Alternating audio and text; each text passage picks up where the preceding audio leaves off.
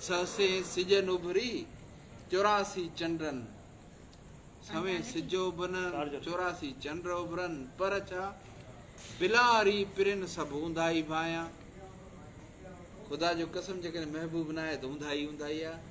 हालांकि सवे सिज उभरन 84 चंद्र उभरन या 84 चंद्र वारे दिन साईं जी ॻाल्हि हुई त असल में साईं हर महीने में 7 चंद्र